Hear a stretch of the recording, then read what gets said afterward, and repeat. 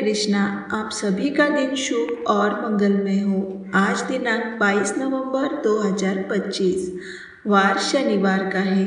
आज का दिन शुक्ल पक्ष की द्वितीया तिथि से आरंभ होता है और दिन के बाद के भाग में द्वितीया तिथि का प्रवेश हो जाता है। नक्षत्र की बात करें तो सुबह तक ज्येष्ठा नक्षत्र प्रभावी रहता है और उसके बाद मूल नक्षत्र का आरंभ होता है।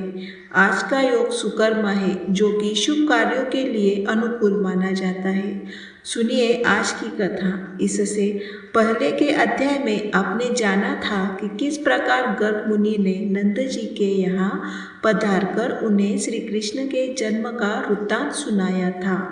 उन्होंने नंद बाबा को वह सारी बातें बता दी जो कि भगवान श्री कृष्ण भविष्य में करने वाले थे। अब गर्ग मुनि आगे बताते हुए कहते हैं, हे नंद सुनो, माघ शुक्ल चतुर्दशी की शुभ बेला में इन बालकों का संस्कार करो। उस दिन गुरुवार है, रेवती नक्षत्र है, चंद्र और तारा शुद्ध है, मीन में चंद्रमा है, उस पर लग्नेश की पूर्ण दृष्टि है। उत्तम वज नामक करण है और मनोहर शुभ योग भी है। उस दिन परम दुर्लभ है, उसमें सभी उत्कृष्ट और उपयोगी योगों का उदय हुआ है। इसीलिए पंडितों के साथ विचार करके उसी दिन प्रसन्नता पूर्वक संस्कार कर्म का संपादन करो। ऐसा कहकर गर्ग मुनि बाहर आकर बैठ गए। नंद और यशोदा जी को बड़ा हर्ष हुआ और वे संस्कार कर्म के लिए तैयारियां करने लगे।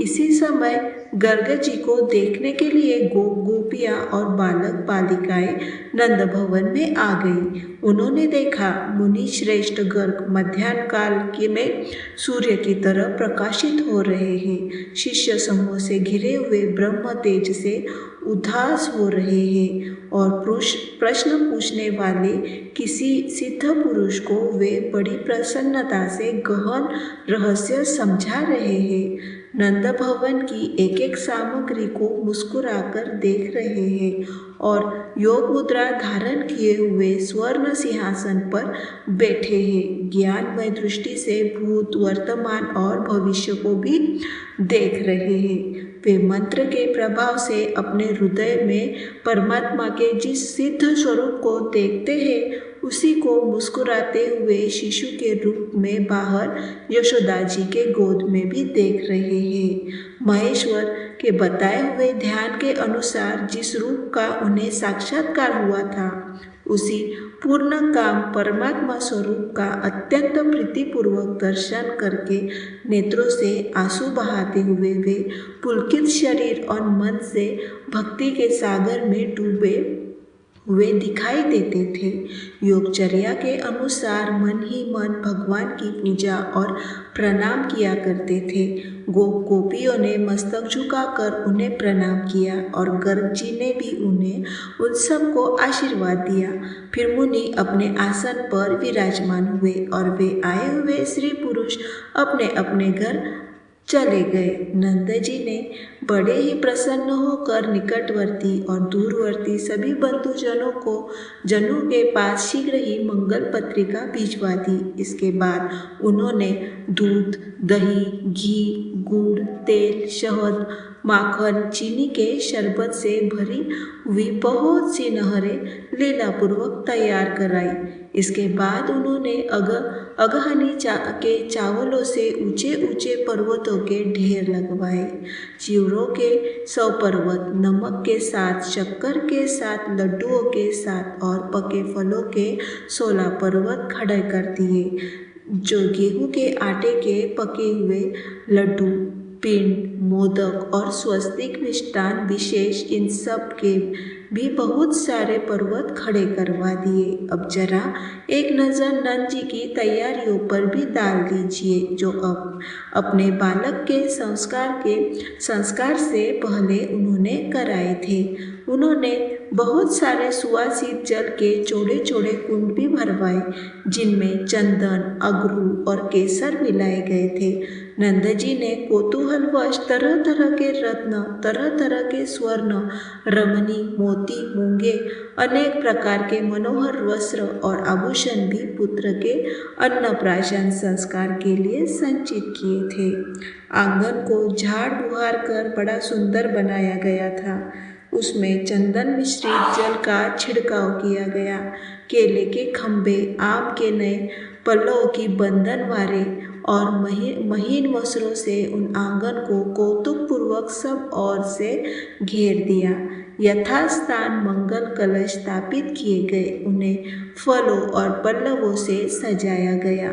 सुंदर पुष्पहारों और मनोहर वस्त्रों की राशियों से नंद भवन के आंगन को सजाया गया था।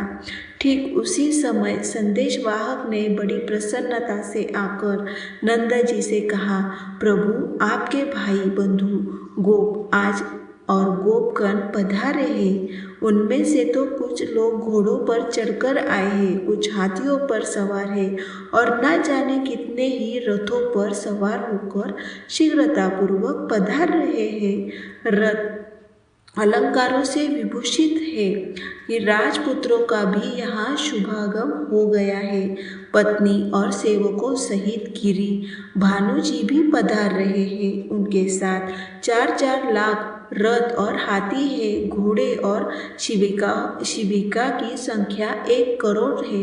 ऋषि इंद्र, मुनि इंद्र, विद्वान ब्राह्मण, बंदीजन और भिक्षुकों के समूह भी निकट आ गए हैं। गोप और गोपियों की गणना करने में तो भला कौन समर्थ हो सकता है।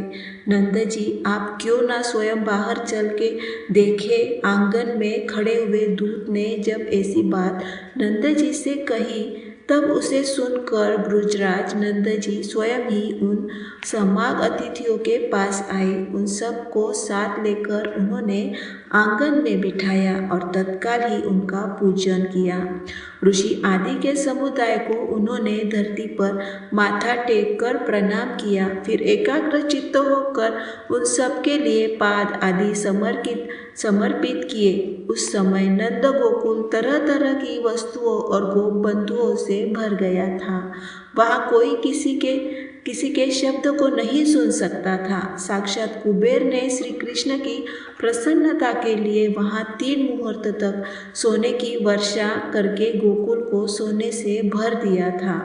नंद जी की यह संपत्ति देखकर उनके भाई बंधु लज्जा से नतमस्तक हो गए। उन्होंने अपने कौतूहल को छिपा लिया। नंद जी ने नित्य कर्म करके पवित्र होकर 2 धुले वस्त्र धारण किए।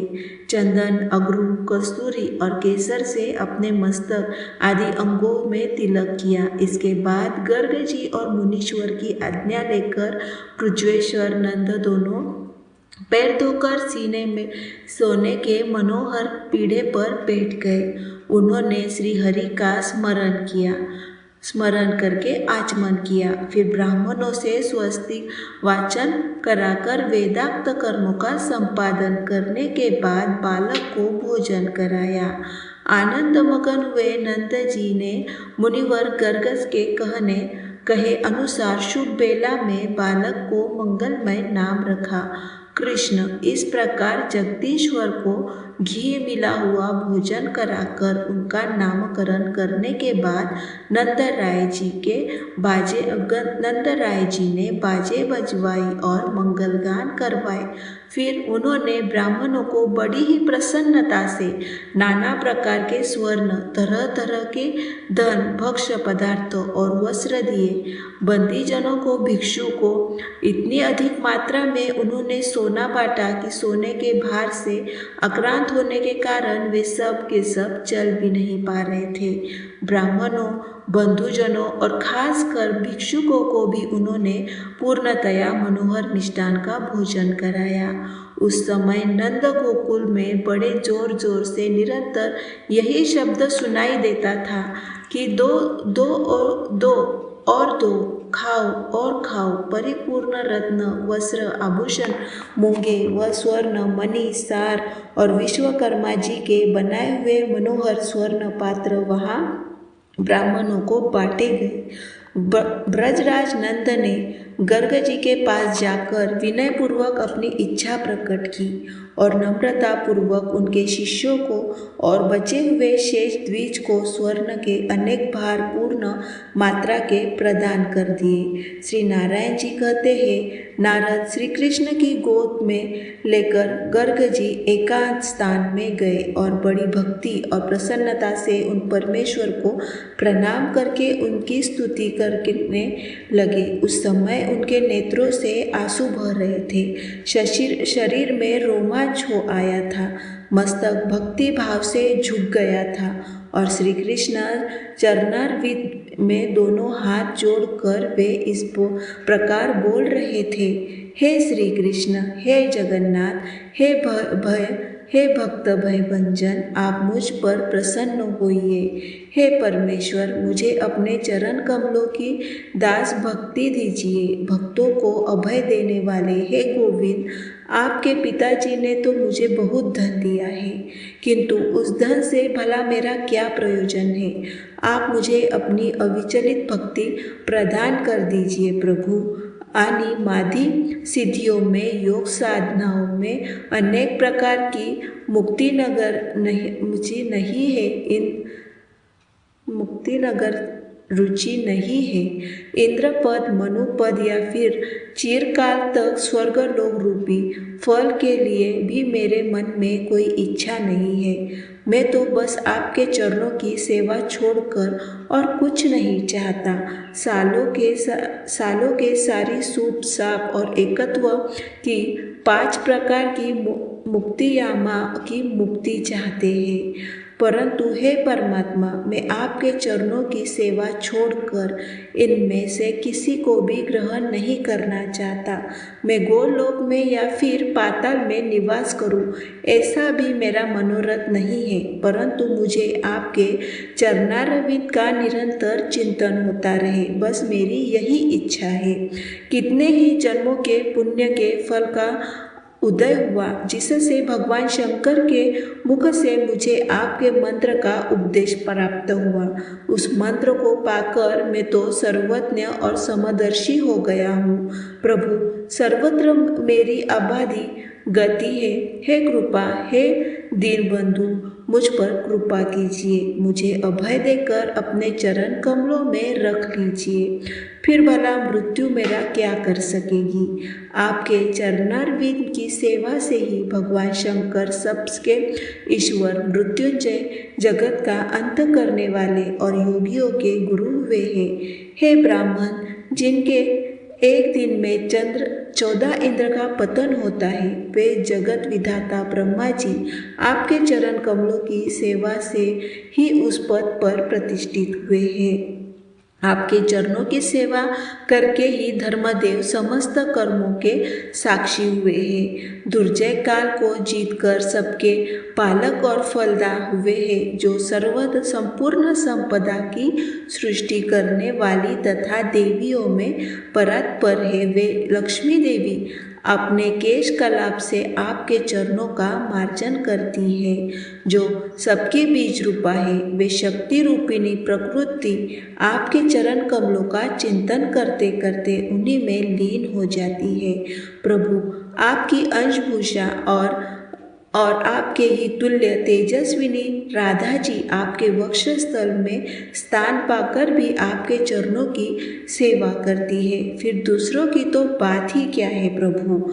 जैसे शिव आदि देवता और लक्ष्मी जी आदि देवियाँ आपसे सनातना कर दीजिए, क्योंकि ईश्वर की सब पर समान कृपा होती है।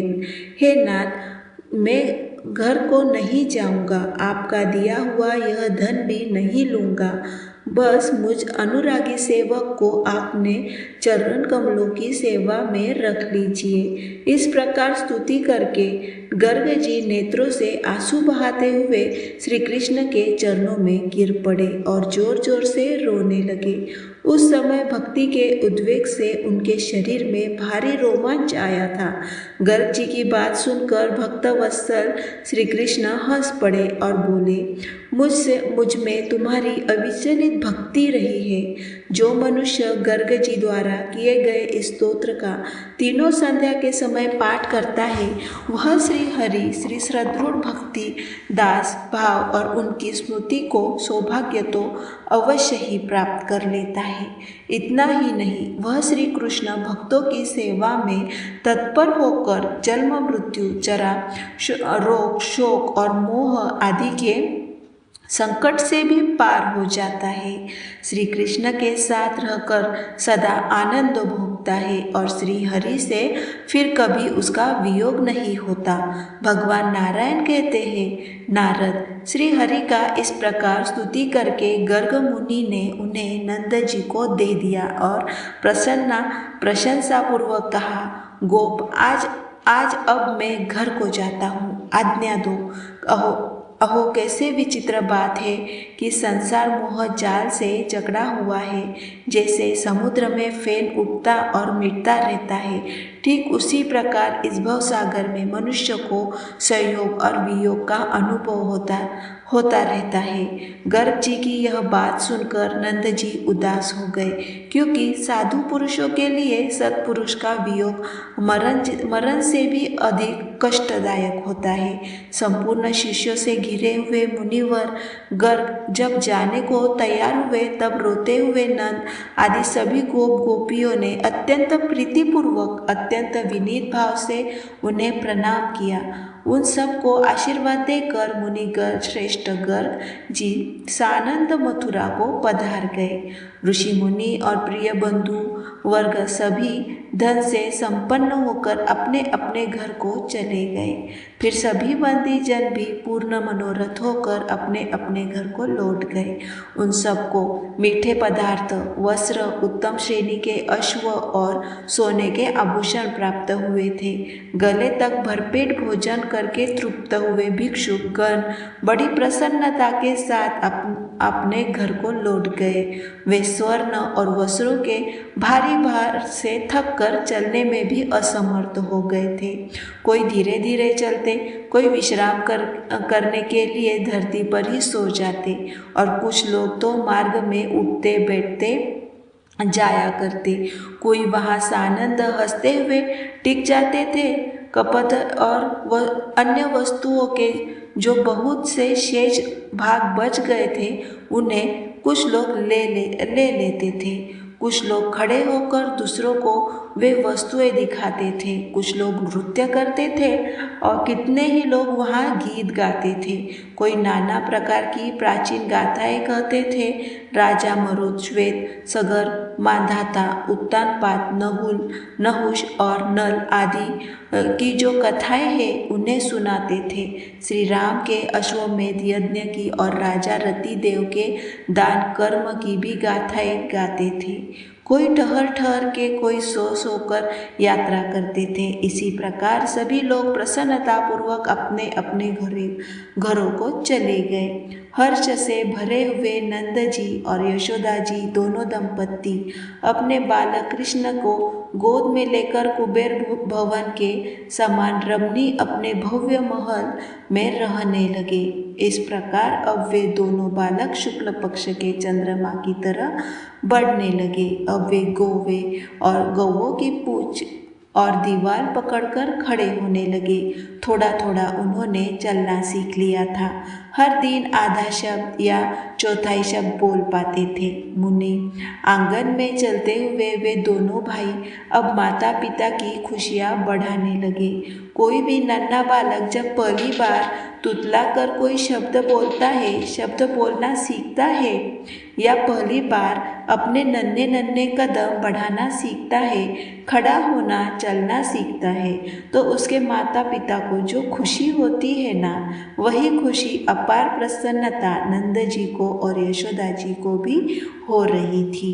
अब नन्हे श्री कृष्ण दो एक पग चलने में समर्थ हो गए। डगमगा हुए वे धीरे धीरे चलने की कोशिश करते। घर में और आंगन में अब वे घुटनों के बल चलने फिरने लगे। संकर्षण की अवस्था बालक श्री कृष्ण से 1 साल अधिक थी। वे दोनों भाई अपने माता पिता का आनंद वर्धन करते हुए अर्थात उनकी खुशियाँ बढ़ाते हुए दिनों दिन बड़े होने लगे। माया से शिशु रूपधारी वे दोनों बालक गोकुल में विचर हुए, अच्छी तरह चलने में भी समर्थ हो गए। अब वे साफ साफ शब्द भी बोल लेते थे। मुनि गर्ग जी मथुरा में वासुदेव जी के घर गए। उन्होंने पुरोहित जी को प्रणाम किया और अपने दोनों पुत्रों का कुशल समाचार पूछा। गर्ग जी ने उनका कुशल मंगल सुनाया और नामकरण संस्कार के उस भारी और महान उत्सव को भी चर्चा की। वह सब सुनने के मात्र से वासुदेव जी आनंद के आंसू में डूब गए। देवकी जी भी बड़े प्रेम से बार बार अपने बच्चों का समाचार पूछने लगती। वे आनंद के आंसू बहाती हुई बार बार कभी जोर से तो कभी कभी धीरे धीरे रोने लगती। गर्ग जी उन दोनों दंपति को आशीर्वाद देकर सानंद अपने घर को चले गए। इधर देवकी जी और वसुदेव जी भी अपने घर में निवास करने लगे।